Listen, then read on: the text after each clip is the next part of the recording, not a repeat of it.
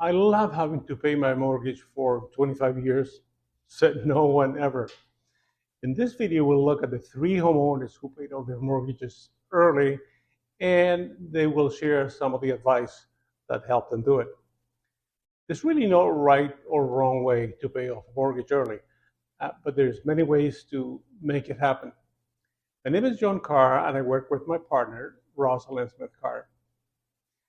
If you're actively looking to buy your dream home and you want to connect with a real pro, click on the link below the video and book a time that works for you. In this short video, we'll look at three people who paid off their mortgages early without having to live like a hermit. They recommend living well below your means and being strategic with your extra money. Of course, that goes without saying, but we'll get into more of the nitty-gritty in the video. Make sure to stay away until the end. We will send you a free report outlining more than 15 ways you can begin putting more money in your pocket instead of sending it to the financial institution every month. So let's dive in right now. Try to live within or below your means to free up cash.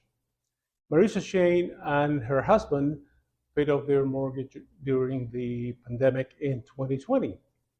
She says living with their means was a big part of their success. They showed us that living within your means can be done, but you have to delay gratification and make careful choices, like cooking most of your meals at home, being content in a starter home, and not always having designer clothes or the latest technology. Many people are tempted to move up to a bigger and better house or buy a new car every few years. Marisa says that not doing these things and living simply was an integral part of her family's strategy to pay their mortgage off. And here how Liz Jenner and her family tackle the mortgage challenge. They save money as extra cash or as an extra cash cushion until they were ready to pay off their mortgage. Liz Jenner and her family were able to pay off their Ontario home's mortgage in 17 years. So how did they do it? They did it by not giving the mortgage company money every month or by paying extra when they could. They kept their extra money as an emergency fund until they were ready to put it towards their mortgage. After experiencing a job loss and a medical incident in the family, Jenner and her husband decided that it was best to keep the money just in case. They put all of their extra money into a payoff fund to grow to the point where they could pay off the balance off in one fell swoop. That way the money would be locked in the house if they needed it for something else. What else can you do? If you have two incomes, for example, consider living on one and putting the other towards your mortgage. Jennifer and Brian Bain were able to pay off their mortgage in 2 years. The Alberta couple did so by reducing their expenses enough to support their family of 5 on one income. The couple lived on Brian's income and put Jennifer's income entirely towards their mortgage. The first year they put $50,000 towards their mortgage. This allowed them to lower the amount they paid in interest by reducing the loan's principal. The following year, they were able to put about $4,000 per month towards their mortgage payment. Congratulations, you decided to stay until the end, and we have a big surprise for you.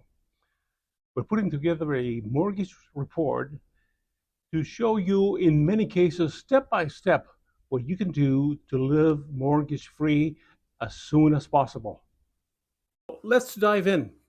Here are 5 stats highlighting how much money North Americans waste on non-essentials, why we do it, and how to stop. We spend over $18,000 per year. That's the amount North Americans spend per person on non-essentials, according to a survey reported by Vox. $3,768. That's the average cost of impulse buys individuals make each year, according to Ramsey Solutions. 72%, the increase in impulse spending since 2020, according to the same institution, Ramsey Solutions. in their State of Personal Finance study. 21%, the percentage of North Americans who spend money on self-storage units in 2023, with 40% saying they use one because they don't have enough space at home. And here's another one, 11.3 million tons.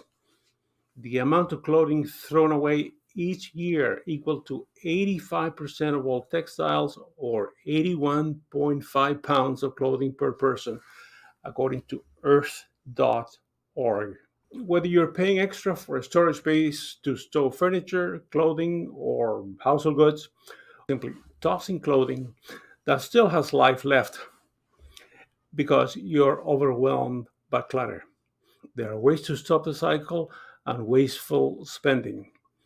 All of these strategies and tips can help you if you put a bit of effort into reducing your mortgage, paying it faster, or simply paying it off. If any of this makes sense to you, click on the link below the video where it says primetorontoneighborhoods.com contact, and just enter your personal information so that we can send you this report, and just type the word mortgage.